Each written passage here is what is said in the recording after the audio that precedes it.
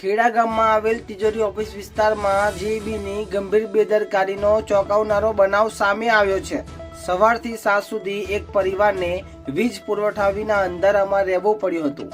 વારંવાર ફરિયાદ કરવા છતાં જીઈબીના કર્મચારીઓ સ્થળ ઉપર ન પહોંચ્યા અને માત્ર ઓનલાઈન ફરિયાદ કરવાની સલાહ આપી પોતાની જવાબદારી ટાળી હતી।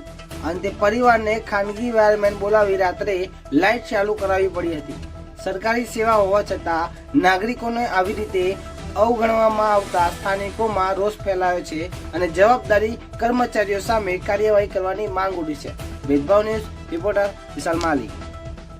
જી, આપનું શુભ નામ? વિનુભાઈ કુવેરભાઈ વાઘેલા। આજે શું ઘટના બની આપણી જોડે? આજે 7 વાગે લાઇટ બંધ થઈ ગઈ અને 8 વાગે હું ત્યાં નોંધાવવા ગયો અને 8 વાગે મેં મારા નામથી કમ્પ્લેન નોંધાવી। અડધો કલાક વેટ કર્યો, 1 કલાક વેટ કર્યો, પણ છતાં કોઈ માણસ ત્યાંથી જીવી ત્યાંથી કોઈ દેખાયું નહીં। તો અત્યારે સરકાર દ્વારા જે ઓનલાઈન કમ્પ્લેન નોંધાવવાની જે ફરિયાદ નંબર છે એમાં તમે ફરિયાદ કરી હતી? હા।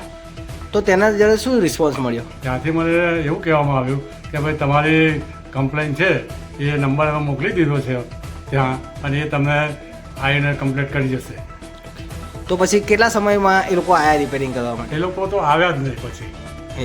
પછી ત્યાં પછી મેં ફરીથી 2 કલાક પછી ફોન કર્યો તો કે મેં તમારે કમ્પ્લેન મોકલી દીધી છે અને એ આવતા જશે ને આવી જશે, છતાં પણ કોઈ દેખાયું નહીં। તો ખેડા જીઈબીમાંથી તમને શું કહેવામાં આવ્યું? ખેડા જીઈબીમાં હું ગયો પણ કોઈ પણ જાતનો મને રિસ્પોન્સ ના મળ્યો અને હું ત્યાં ઓફિસમાં અંદર ગયા, ઓફિસમાં કોઈ અધિકારી નહીં કે જે આપણે સારો જવાબ આપી શકે।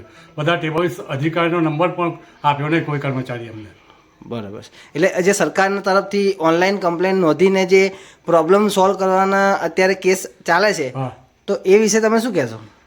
એ પ્રોબ્લેમ સોલ્વ કરવાનો જે સ્કીમ ચાલે છે એમાં મેં કરી ત્યાં નોંધાવી અને બરોડાથી એ લોકોએ 3 વખત કમ્પ્લેન નંબર મોકલ્યો, પણ કમ્પ્લેન કરનાર જે વ્યક્તિઓ જે છે, જે કર્મચારીઓ છે, એનો સરેઆમ ઉલ્લંઘન કરીને અત્યાર સુધી 8 વાગ્યા સુધી કોઈ દેખાયું નથી। અત્યારે મતલબ સાંજના 8 વાગ્યા પણ હજુ સુધી કોઈ તમારા ઘરે આવ્યું નથી? ના। તો આ લાઇટ તમે કઈ રીતે ચાલુ કરી? હા, મેં પ્રાઇવેટ મારા પોતાના પૈસા ખર્ચીને મારે ના છૂટકે 12 કલાક પછી ચાલુ કરાવવી પડી। લગભગ સરકારે તો પૂરેપૂરી સ્કીમ બહુ સારી કાઢી છે, પણ એના માટે જે વહીવટી અધિકારીઓ અને જે કર્મચારીઓ જેને કામ કરવાનું છે એ પોતે કામ કરતા નથી અને એમને કામ કરવું નથી। એટલા કારણે ઉપરના ઓફિસરોના નિયમોને ઘૂરીને પી જાય છે આ લોકો।